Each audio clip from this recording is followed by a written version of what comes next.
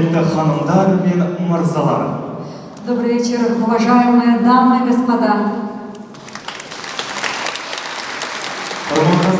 Қазақ ұлттық консерваториясының үлкен концерт залында Қазақ Пиано Фест 2023 халықаралық фортепиано музыка фестивалінің жабылу салтанатына қош келдіңіздер!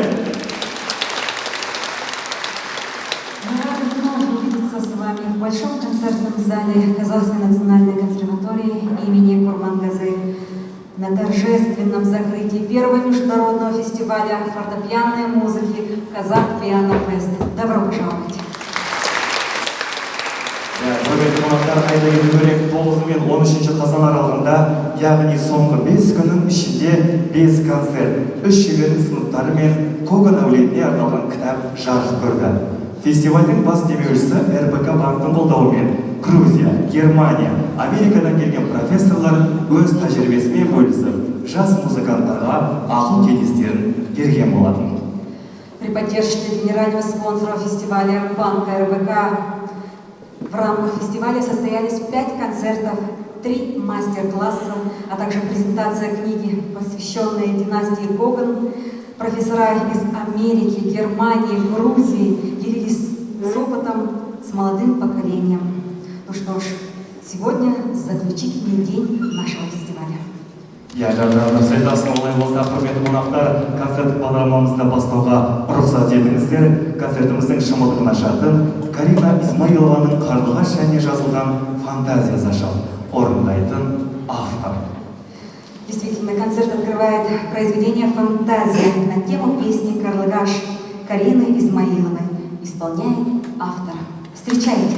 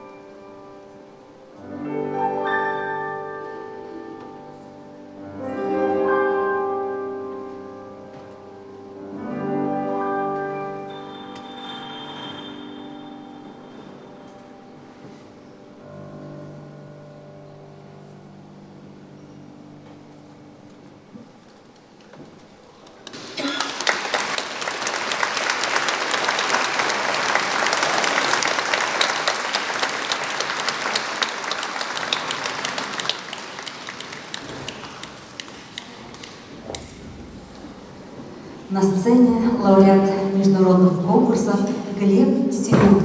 Он исполняет романсы Рахманинова номер 7 «Здесь и хорошо», а также номер 9 «Мелодия» из опуса номер 21. Встречайте!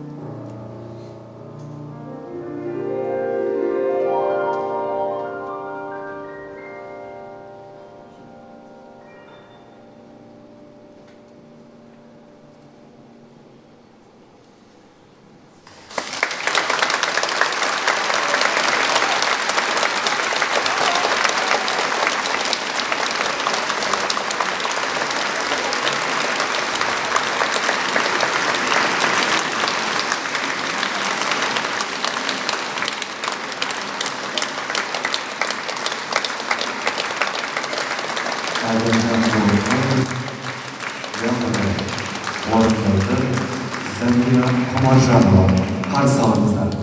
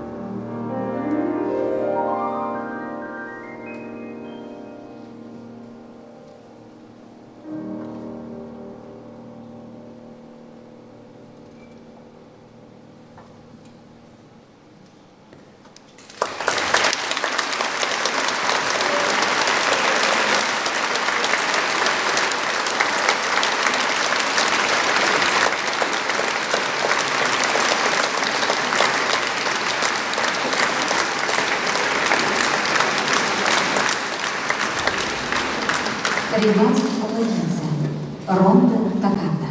Исполняет гости из солнечной Грузии Нино Казрелишвили. Встречайте!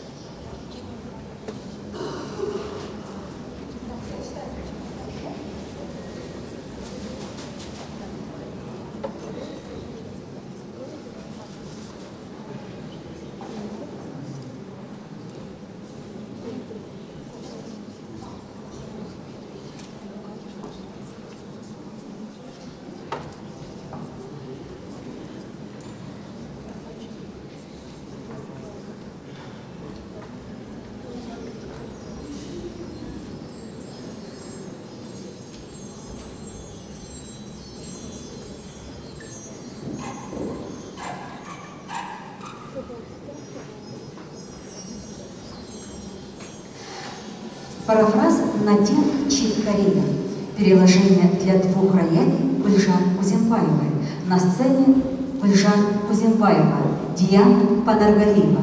Ударные инструменты Ильяс Абдрашев. Встречайте!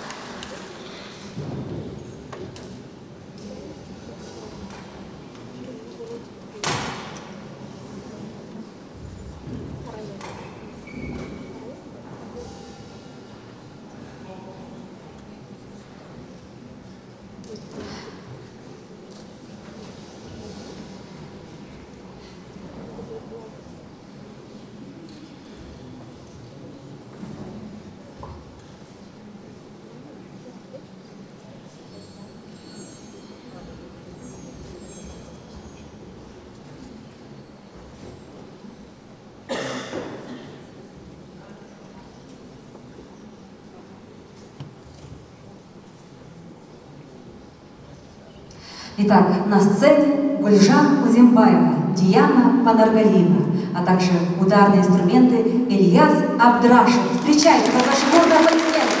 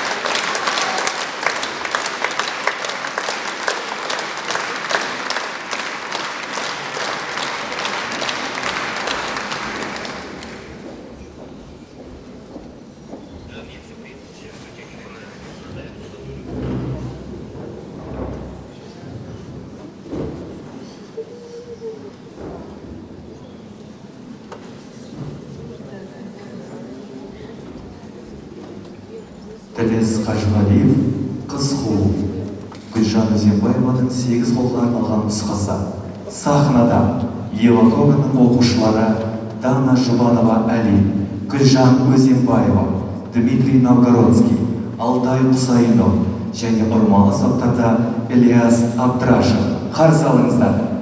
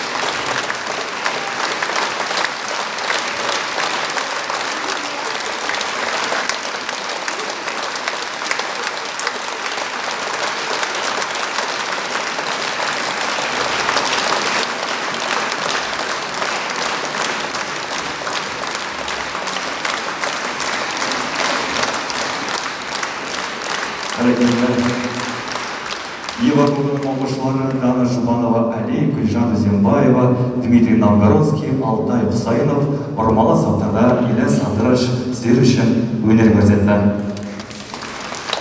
Ал біз әрмен қарай жалғастырамыз еді. Айта кету керек, бүгінгі концертте қазақстандық композиторлар ғана емес, өзге де елдің композиторларының шығармалары орындалуда. Бұндай шығармалардың бірі Вадим Биберганның ариясы. Вадим Биберган – народный артист России, профессор, один из последних учеников Шостаковича, автор музыки более чем 100 фильмов, включая все фильмы Глеба Панфилова, а также автор симфонических и камерных произведений, среди которых поэма борьбы, партита, пьесы для фортепиано в 4 руки, далекая, близкая, а также получившие гран-при на конкурсе сочинений для фортепианного дуэта в 2000-х годах. Среди его сочинений особое место занимает произведение «Ария». Ария для фортепиано и струнного оркестра имеет долгую и интересную историю. Сначала она была задумана для документального фильма еще в 70-х годах. Тогда был прописан только мотив. Затем из него была сделана пьеса для унисона скрипачей города Свердловска.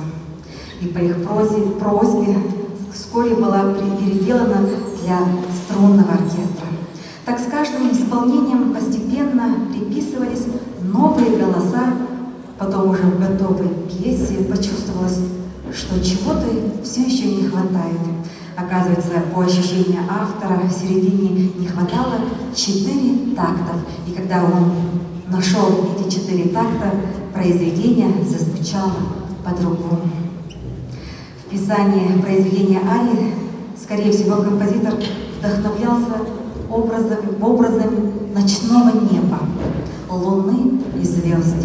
И самое интересное и очень волнительное для нас, дорогие друзья, сегодня премьера этого произведения в Алматы прозвучит в этот день, 13 октября, пятницу, в день полнолуния.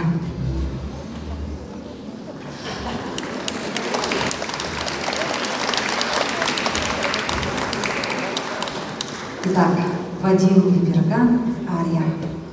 На сцене ансамбль скрипачей Республиканской специализированной музыкальной школы Гуляш-Касиитовой, руководитель Джамиля Ишкаева, ансамбль виолончелистов, консерватория, руководитель Акмарал Эмреева, партия органа Тамиля Умарова, партия ударных инструментов Расул Файзулла, дирижер, лауреат международных конкурсов, художественный руководитель камерного оркестра Аршад Шалип.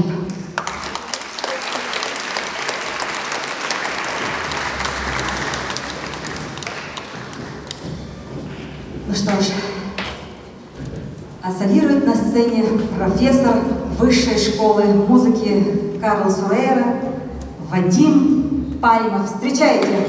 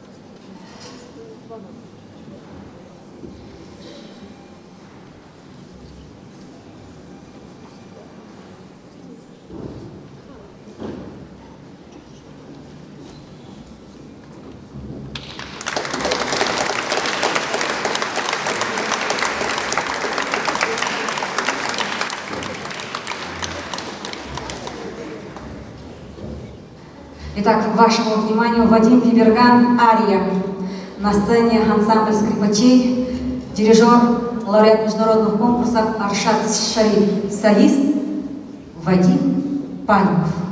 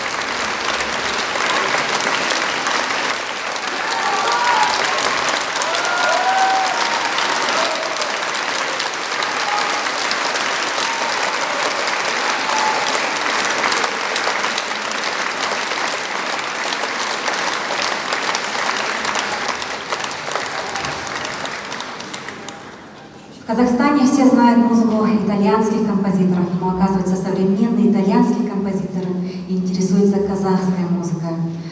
Так итальянский композитор, наш современник, вдохновившись идеей фестиваля «Казах Пиано Фест», написал произведение и посвятил его молодому казахстанскому пианисту Ерназару Гимара. Ноты данного сочинения буквально 3 дня назад прислали к нам в Алматы, и сегодня вы услышите его премьеру. Антонио Беланди «Осенняя фантазия». На сцене струнный оркестр под управлением Аршата Шарипа, солистка Карина Измаилова.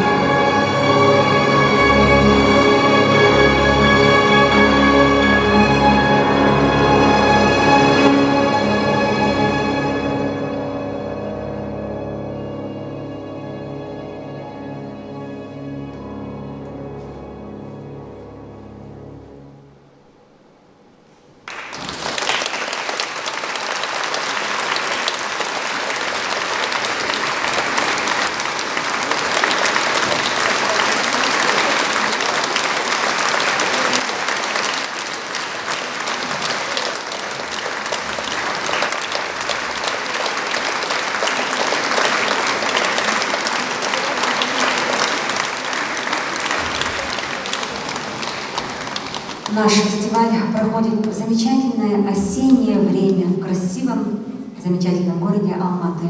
Алматы – культурная столица Казахстана, центр духовного притяжения. Сегодня мы хотим представить вашему вниманию одно из таких произведений, написанное специально для Казах Пиано Фест, произведение Алиби Абдинурова, пронизано образами Алматы. И сегодня вы сейчас это услышите. Алиби Абдинуров, Попури, любимый город. На сцене струнный оркестр, руководители Джамиля Ишкаева, Ахмарал Эмреева, дирижер Аршад Шариф, солист, лауреат международных конкурсов Ерназар Гимаран. Встречайте!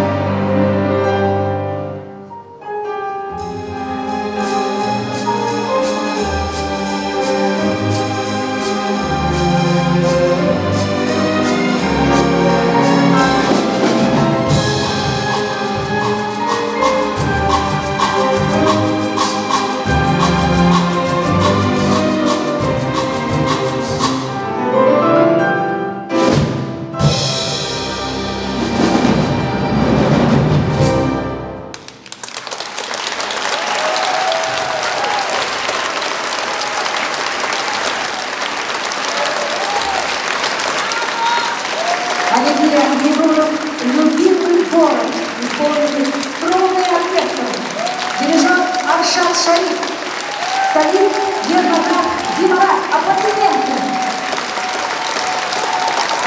Оркестр дирижері Шәріп Ақшашәне, солист халықаралық байқаулардың жеңімпазы Ерназар Ғимарат.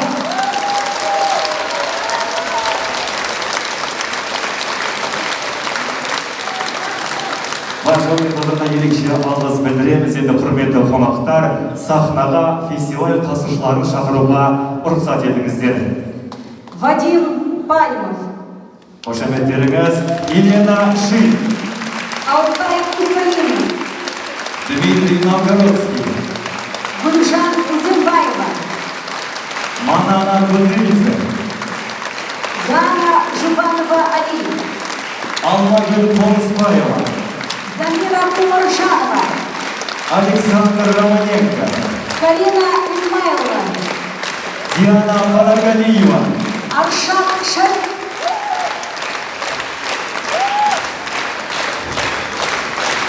Рахат Мурадали, Глеб Семенов, Дарья Пуатқызы, Нино Казрынишвили, Жаназ Бекмырза, Вьетнам Дастан, Дина Буксикова, руководители ансамбля Джамиля Ишкаева, Акмарал Эмреева.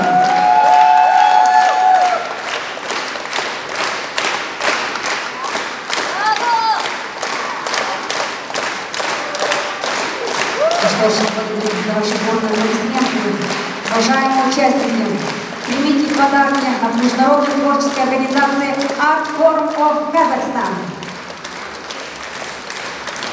құрметті қатысушылар, Art Forum of Kazakhstan атынан сіздерге арнайы сыйлықтарымыз бар. Қабыл алыңыздар.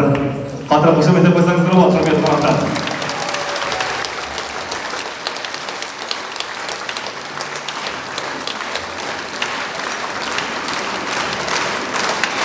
Елімізде ең алғашқы өтіп жатқан бірінші халықаралық Қазақ Пиано Фест 2023 жалпы салтанаттың қатысушыларына ерекше алғыс білдіреміз.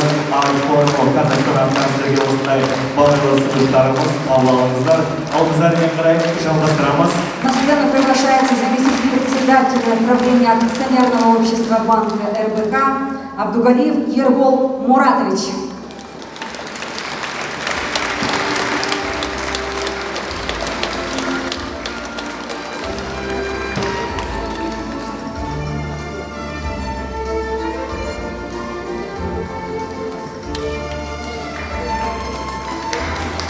Да, добрый вечер, дамы и господа, товарищи. Вот подошел к концу первый международный фестиваль фортепианной музыки Казах Пиано Фест. И мы, как банк РБК, гордимся тем, что приняли участие в начале, в зарождении этого фестиваля. Мы сегодня получили столько прекрасных эмоций. И эти эмоции нас сопровождали, я думаю, в течение всей этой недели. Эти прекрасные 5 вечеров. Сегодня, несмотря на дождливый вечер, спасибо всем участникам, спасибо зрителям. У нас такая прекрасная теплая аудитория, что мы здесь собрались, чтобы поделиться этими эмоциями друг с другом.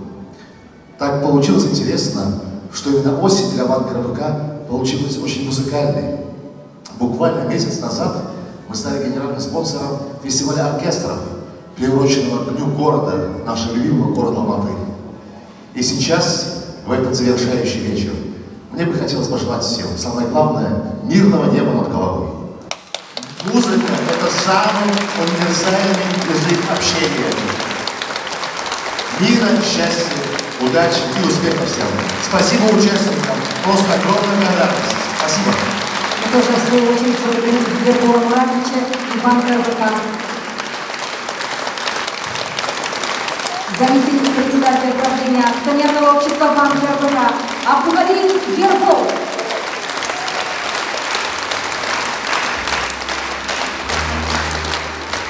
Құрметті қатысушылар, сіздерге деген сыйлықтарымыз біткен жоқ, себебі біздің демеушіміз РБК банкінің атынан сіздерге дайындалған тағы да сыйлықтарымыз бар.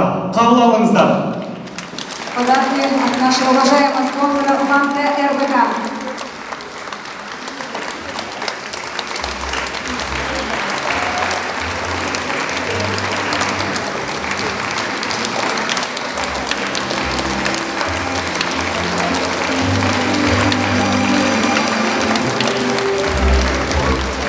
Құрметті қатысушылар, бүгінгі кешіміздің бас демеушісі РБК банкінің атынан сіздерге ерекше сыйлықтарымыз қабыл алыңыздар. Благодарим за поддержку и понимание. Осы қазақ КФС жобасына ерекше қолдау білдірген біздің демеушіміз РБК банкіне тағы да ерекше алғысымызды білдіреміз. Олай болса, құрметті қонақтар мен мырзалар, дәл қазір сіздердің қошеметтеріңізбен орнына бүгінгі өткен жобамыздың ұйымдастырушыларын ортаға шақырамыз. Раушан Юсупова, Алмагүл Қонысбаева, Виктория Шен, Денис Ганакотин, Аружан Абельсейіт және де Айыржан Бауыржан қызын құрмет қошеметпен ортаға шақырамыз. Келіңіздер. Организаторы нашего фестиваля Art Forum of Kazakhstan.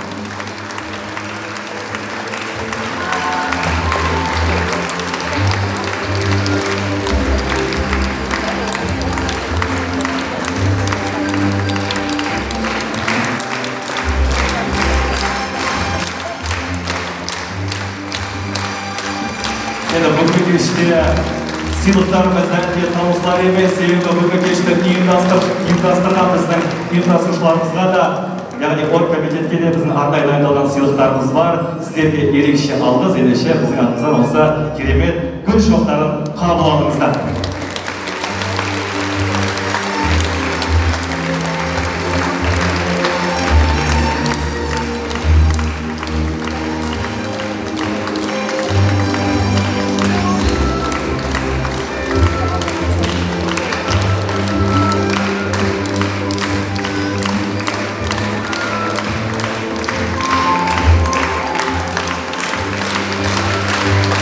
Наши дорогие организации, оргкомитет.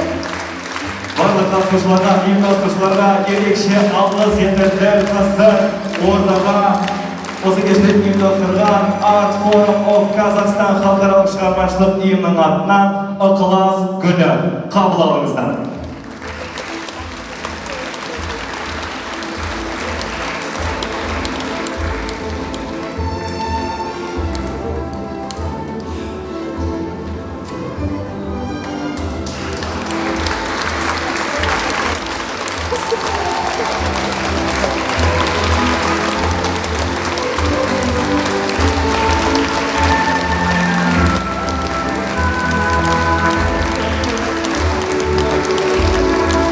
Уважаемые дамы и господа, мы рады были вас увидеть, и с вами было безумно интересно, но, к сожалению, наш вечер подошел к концу.